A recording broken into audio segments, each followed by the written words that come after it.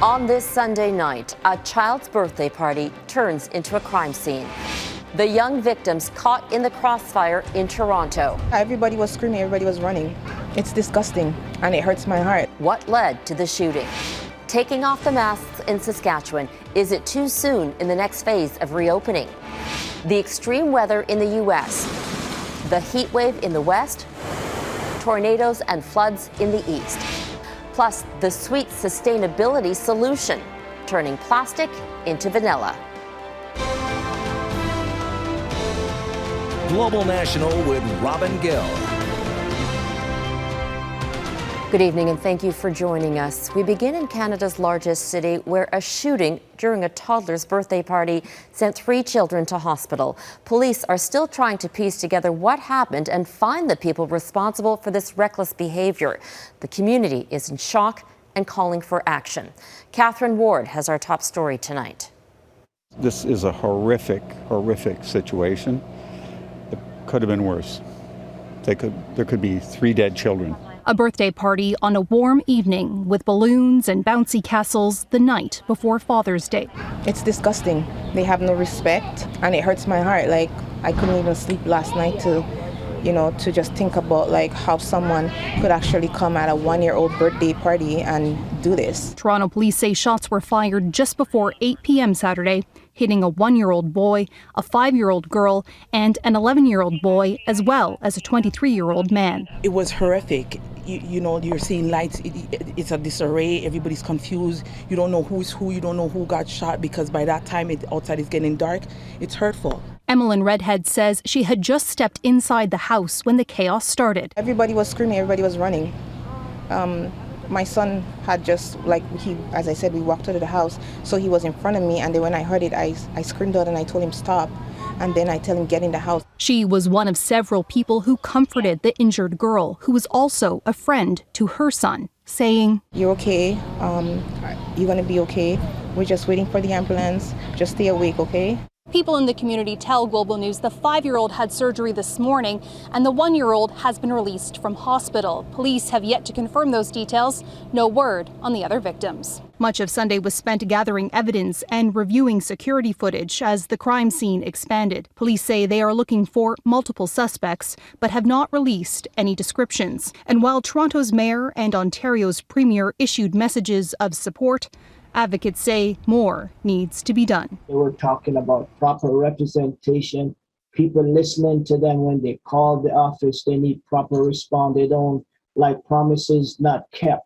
They're sick and tired of. Tired of the violence and tired of innocent children getting caught in the middle. Katherine Ward, Global News, Toronto.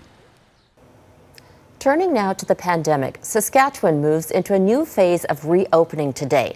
The province is lifting many of the pandemic restrictions that have been in place for months. And because it also reached an important vaccination threshold, the stage has been set for dropping masks in July. Global's Roberta Bell reports. So I think that's what's going to be our guiding light for reopening. Saskatchewan's chief medical health officer is referring to vaccine. Now that 69% of the eligible population over the age of 12 has received a first dose, the Premier has announced all provincial public health orders, including the mask mandate, will be lifted on July 11th. Because so many of you have already done your part, you have gotten your shot, we can safely move forward with reopening and removing the public health orders. Meanwhile, Saskatchewan has already moved into step 2 of its plan. Regina residents were making the most of the relaxed restrictions responsibly on Sunday. I'm pretty excited because it's been a long time coming now. Probably just play it safe for now, but it's nice to see things open, I guess. I'm feeling comfortable about it. Restaurants, like retailers, can now operate without capacity limits, but physical distancing must be maintained. This just gives us that flexibility back, allows us, the customers to be happy and us to be happy. Another big change, a maximum of 150 people will be allowed at casinos, theaters, and private outdoor gatherings, and up to 15 people can gather at private indoor gatherings. Both outdoor and indoor recreational sports are back on. At some point, we need to develop the confidence of living with COVID. The province's chief medical health officer says although Saskatchewan is reopening, officials will be continuing to monitor case numbers and hospitalizations. Roberta Bell, Global News, Regina. Brazil's death toll from COVID-19 has surpassed 500,000. Today, activists set up this display at Rio de Janeiro's world-famous Copacabana beach to draw attention to the deaths. 500 red roses were installed in memory of those who have died since the pandemic began. It's also intended to rebuke the president's attempts to minimize the devastating impact of COVID-19. And as Mike Drolet explains, there are fears the situation in South America's largest country is going to get worse before it gets better. They call it the beautiful game. If there's one thing that unites Brazilians, it's football. Yet the crowds in over 300 cities weren't screaming for goals. They want vaccines, says this teacher who lives just outside Rio de Janeiro. No one's watching it. I don't think Brazilians are watching it. We're not paying attention to it for the first time ever. Brazilians have other things on their minds. This weekend, the country surpassed 500,000 COVID-19 deaths, the second highest death toll after the U.S., and many are placing the blame solely on the shoulders of President Jair Bolsonaro. We can't stand it anymore, says this demonstrator. The government is worse than the virus. Bolsonaro has called COVID the little flu, discouraged lockdowns and masks, and dismissed vaccines. The government's plan was to reach herd immunity, says this former health official. They did not buy vaccines because they did not believe they worked. Bolsonaro now says that's not true, but an ongoing parliamentary inquiry found the government ignored 81 emails from Pfizer offering vaccines at half the price offered to the U.S. I don't have any anger anymore, That's how angry I am. I don't even feel anymore because there's so many people who are dead. Branca Barros feels lucky to have received her first dose of the vaccine, but with only 29% of Brazilians in the same boat, health experts don't expect to see a drop in COVID cases until at least September. Mike Drolet, Global News, Toronto. A member of Uganda's Olympic team tested positive for COVID-19 upon entering Japan. This is the first positive test for an arriving athlete ahead of the Games. He's been quarantined at a government-designated facility. The Ugandan team was fully vaccinated with AstraZeneca and had negative PCR tests before boarding the flight. This comes just hours before Olympic organizers are set to decide if local fans will be allowed in the stands. The Tokyo Olympics open July 23rd. China has reached a major vaccination milestone. The country has administered more than 1 billion COVID-19 vaccine doses. That's more than a third of all shots given globally. China's vaccination drive started slowly, but concerns over the Delta variant have forced the campaign to pick up. Several vaccines are being used in China, but only 2, Sinopharm and Sinovac, have been cleared for use by the World Health Organization. The COVID-19 pandemic put additional strain on all facets of the healthcare system in this country. Physician assistants, an emerging profession, could ease the burden. Doctors, hospital managers, and universities all agree that Canada needs more of these positions. But as Ross Lord explains, those calls have so far gone unanswered. Among the cracks in the healthcare system revealed by COVID-19 is a shortage of professionals often overlooked. Physician assistants. The urgency this year has been really amplified because of the pandemic. 10 years after the first physician assistants graduated from Canadian universities, there are fewer than 800 in the entire country. Those on the front lines and healthcare managers want more. More physicians, more employers reaching out saying we just want to hire a PA. And we essentially have to say, you need to wait for the next class of graduates because there just isn't any movement right now. The number of postings is outnumbering the number of graduates. At Ontario's McMaster University, applications for the 2-year program starting this coming September reached the 1,200 mark. Unfortunately, the vast majority of those students are out of luck because they're competing for only 24 classroom positions. We have been trying to make the case to governments across the country to increase those training spots. But progress has been slow, in spite of endorsements from other professional groups like the Canadian Medical Association. Physician assistants are not a big drain on healthcare budgets. They're paid far less than the doctors who supervise them. we perform complete patient history taking, so understanding a patient's complaint and why they're there to see us that day. We perform advanced physical examinations. We can order and we can interpret medical investigations. We can diagnose. Their profession is developing. More provinces are regulating physician assistants to clarify their scope of practice. But with only 70 PAs being trained per year at 4 universities, they'll have a limited impact in clearing up pandemic backlogs in hospitals and reducing waiting lists for family doctors. Ross Lord, Global News. Coming up, from droughts in the west to storms in the east, we have you covered on the weather situation down south.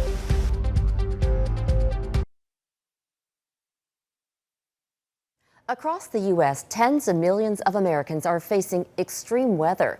The remnants of Tropical Storm Claudette are soaking the southeast after flooding Gulf states and spawning a tornado. In the west, a blistering heat wave and sweltering temperatures are hanging over drought-ravaged areas. And as Jennifer Johnson reports, it's all setting the stage for a summer of dangerous weather. 80-kilometer-an-hour winds and relentless rain hit Alabama, Louisiana, and the Florida Panhandle as Tropical Storm Claudette slammed into the southeast. The storm also triggered multiple tornadoes.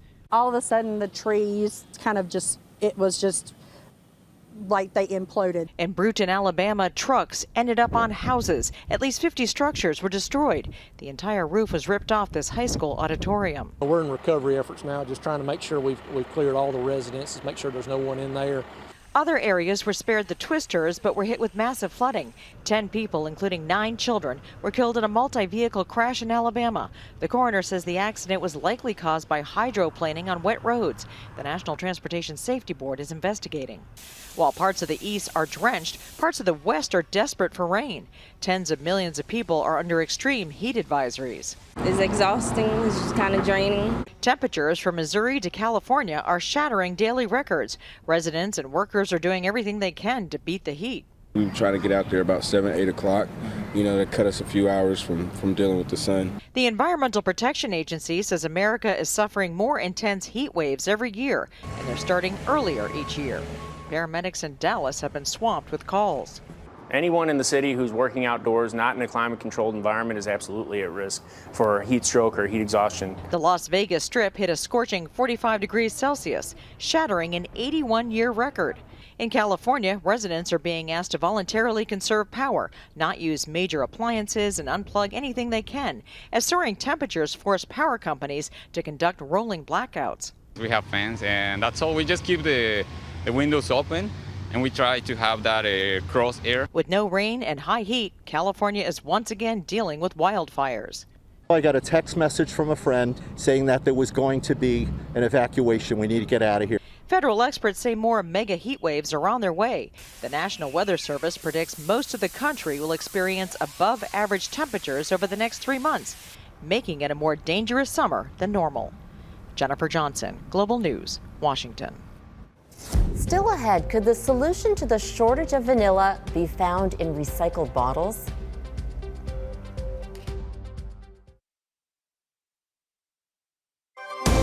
You're watching Global National.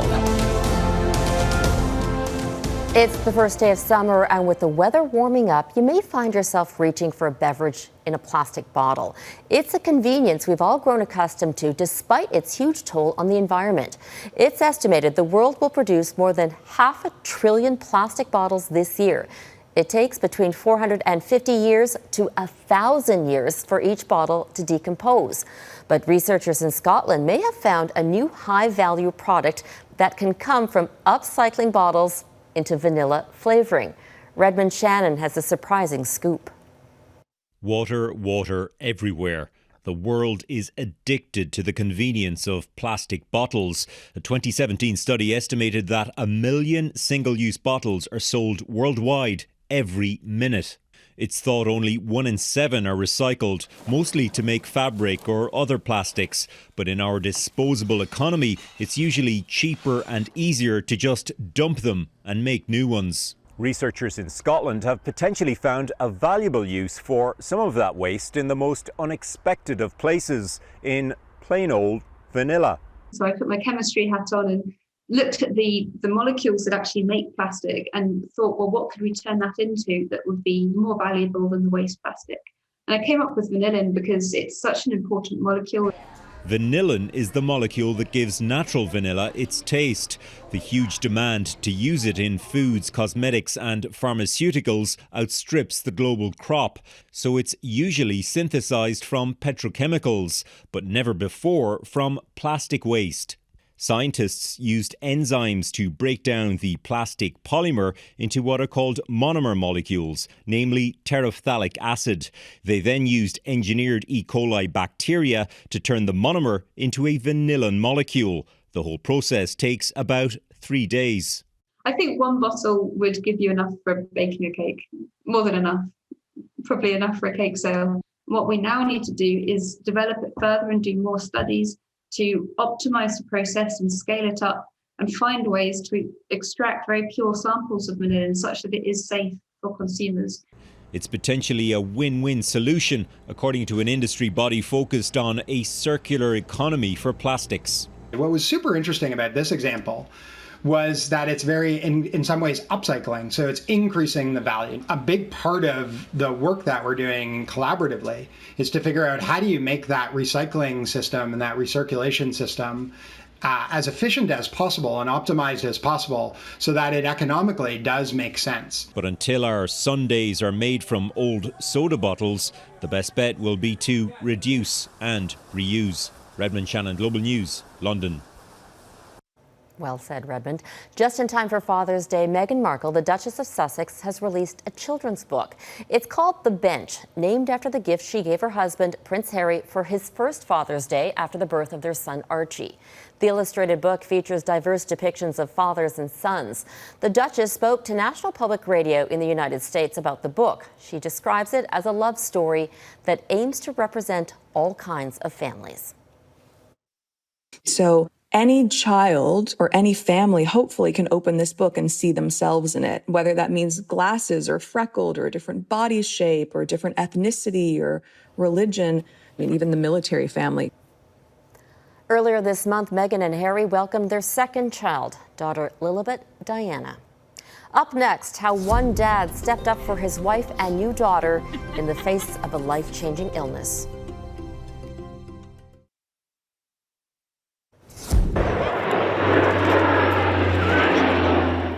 The city of Moncton held its annual Three Fathers Memorial Run in memory of the three Mounties killed in 2014.